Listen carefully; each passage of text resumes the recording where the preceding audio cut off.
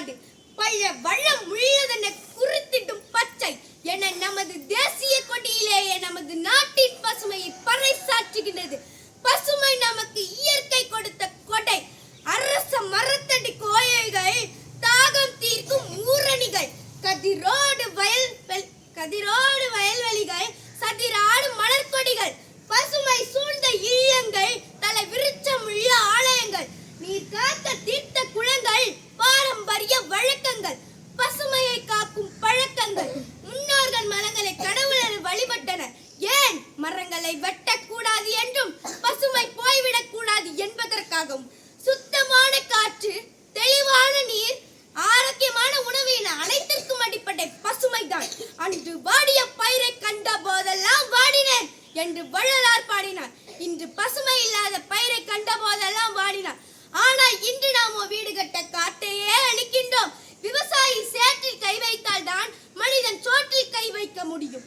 தன் குடும்பத்தை மறந்து விவசாயம் செய்து பச்சை பசேல் என்று நெற்பயிர்களை விதைத்தார். அதுதான் பசுமை.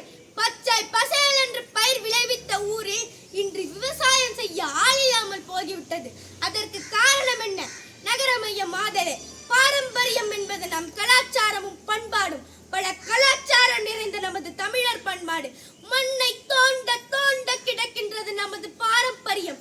அண்மை காலமாக கீழடி, அழகன்குளம், கொர்க்கை, சிவகழை, ஆதிச்சநல்லூர், கொடுமணல், மயிலாடும்பாறை, கங்கை கொண்ட சோழபுரம் ஆகிய இடங்களில் மேற்கொள்ளப்பட்ட அகழாய்வுகள் தமிழகத்தின் தொன்மையை புதிய காலக்கணிப்பு மூலம் பல நூற்றாண்டு காலத்திற்கு முன்னோக்கி எடுத்து செல்கின்றன என்றால் அது மிகையாகாது.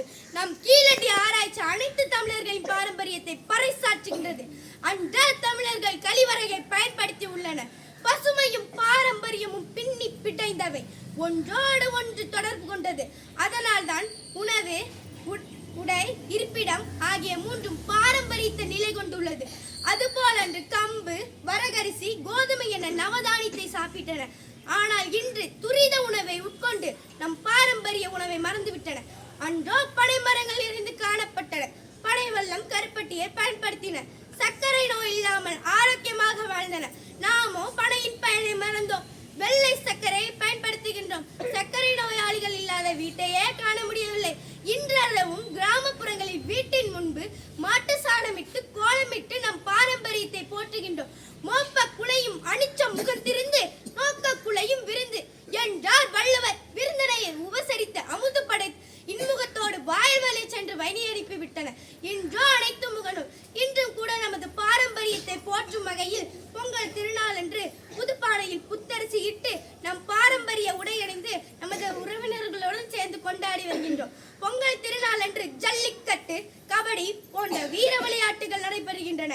இதனால் பலரும் காயமடைந்தாலும் நம் தமிழர்களின் விளையாட்டை மறக்கக்கூடாது என்பதற்காக போராடி நம் ஜல்லிக்கட்டை பெற்றோம். அதை போல் எந்த சூழ்நிலையிலும் பசுமையையும் பாரம்பரியத்தையும் கைவிடாமல் உடனிலுள் இணைந்த உயிராக நினைப்போம் என்று வாய்ப்பளித்ததற்கு நன்றி கூறி விடைபெறுகிறேன். நன்றி, வணக்கம்.